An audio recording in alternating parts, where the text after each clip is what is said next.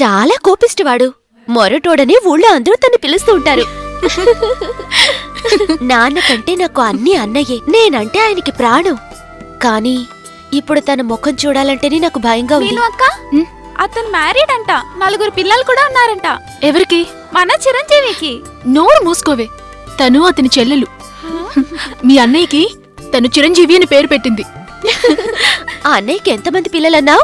4 సర్లే, అతనికింకా పెళ్లే కాలేదు. నిజంగానా? ఏ? అతని అనుమతి లేకుండా అతని చెల్లెలు తన ఫ్రెండ్ని పెళ్లి చేసుకుంది. అందుకే. అలాగా? అబ్బా, ఇప్పుడే ప్రాణాలు వచ్చినట్టున్నాయి. ఏంటి? ఏం లేదులే. మా మావయ్య చిన్న భార్య కూతురు తను. నేనొచ్చినప్పుడల్లా తను నా దగ్గరే ఉంటుంది. 2 భార్యలు ఒకే ఇంట్లో ఉంటారా? ఈ ఊళ్ళో అదొక పెద్ద విషయం కాదు. ఆ 7 కొండల వాడికి లేరా 2 భార్యలు? ఏది ఏమైనా మిమ్మల్ని కలుసుకోవడం చాలా సంతోషం. మీరు చాలా ధనవంతులు కదా, మాతో మాట్లాడరనుకున్నాను. నిజం చెప్పాలంటే ఇంత ఆస్తుండి కూడా నేను అనాథనే.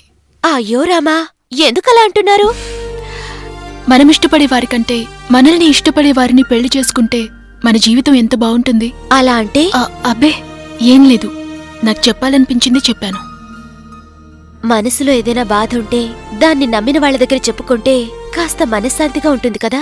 దాచిపెట్టడానికి ఏమీ లేదు. నిజం చెప్పాలంటే నేను రాయర్ ఫ్యామిలీ కాదు, నేను మీ వాడినే. నేను చూపించాను చూడండి ఫోటోలు, వాళ్ళిద్దరూ మా అమ్మా నాన్నే కాదు. అది తెలుసా? సార్, తాగిన మత్తులో పెద్దవాళ్ళ గురించి తప్పుగా మాట్లాడకండి. నేను మాట్లాడతాను. ఈ తాగుడేమో నిన్నటి నుంచి అలవాటేం కాదు నాకు. మా నాన్న శంకరలింగం ఒక తాగుబోతు ఎదవ. ఈ జిల్లా మొత్తంలో మా నాన్న ఏ వీధిలో చూసినా లుంగీ లేకుండా పడుకుంటేవాడు. మా తాత ఉన్నాడు చూసావా, వాడు అంతకన్నా ఎదవే. మరి అలా అయితే మీరెలా ఇంత పెద్ద మనిషి అయ్యారు?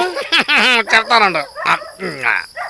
మా నాన్న శంకరలింగం రాయుడు గారు అమ్మాయిని పెళ్లి చేసుకున్నంత వల్ల ఉత్త శంకరలింగంగా ఉన్నవాడు శంకరలింగ రాయుడు అయ్యాడు. ఆ తర్వాత అంత దూరం వెళ్ళాడు. ఢిల్లీకి వెళ్ళారా? ఆయన ఎక్కడికి వెళ్ళలేదు. శివశంకర్ ఢిల్లీలో ఉన్నాడని విన్నాను, అందుకే అడుగుతున్నా. ఏదో మాట వరుసకి చెబితే నువ్వు దాన్నే పట్టుకుని ఊగులాడతావేంటే? ఆ సన్నాసిదవ నా మంచితనాన్ని అర్థం చేసుకోకుండా ఉన్న ఆస్తి మొత్తం నా చెల్లెల పేరు మీద రాసేసి గోవిందా గోవిందా అంటూ పైకి వెళ్ళి చేరి కూర్చున్నాడు. మీలో మీకు ఏమైనా సమస్యలు ఉండేవా? అలాంటి సమస్యలు ఉన్నా సరే కన్న కొడుక్కి ఆస్తి రాయకుండా వెళ్తాడా సన్నాసి యాదవ. వీడి ప్లాన్ ఇప్పుడు అర్థమైంది. నేను చేసుకున్న రాయుడు గారు అమ్మాయిని, కానీ ఆయన ఆస్తి మొత్తం బ్యాంక్ వాళ్ళు జప్తు చేసుకుని వెళ్ళిపోయారు. అందుకని కామాక్షి ఉత్త చేతులతోనే నా దగ్గరకు వచ్చింది. కానీ నా కొడుకు శంకరలింగం మీనాక్షి మెడలో తాళి కట్టిన వెంటనే నేను కోటీశ్వరుని అయిపోతాను.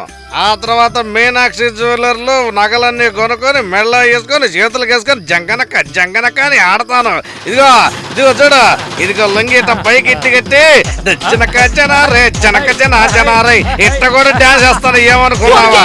ఏమిటండి ఈ వేషాలు? మీరు అవుట్ హౌస్ లో వస్తానన్నప్పుడే నేను సందేహించాను. ఆ మల్లిబాబు గడే ఇవన్నీ తెచ్చుంటాడు. దయచేసి మీరేమీ అనుకోకండి. మందు ఎక్కువైతే ఇలాగే ఇష్టం వాగుతారు. నేను ఎంత తాగినా సరే స్ట్రాంగ్ గా నిలబడతాను. ఏమనుకున్నావా? అయ్యో, పరువు పోతుంది. లోపలికి రండి.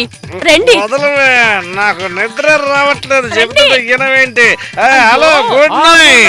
లోపలికి రండి. రండి, మీ పని చెప్తాను. ఇప్పుడు అర్థమైందా? ఎవడి గురించైనా బాగా తెలుసుకోవాలంటే వాడి చేత బాగా తాగించేయాలి. పెళ్లి పూర్తయ్యేంత వరకు ఈ పులి వేషాన్ని ఎలా భరించాలో నాకైతే అర్థం కావడం లేదు.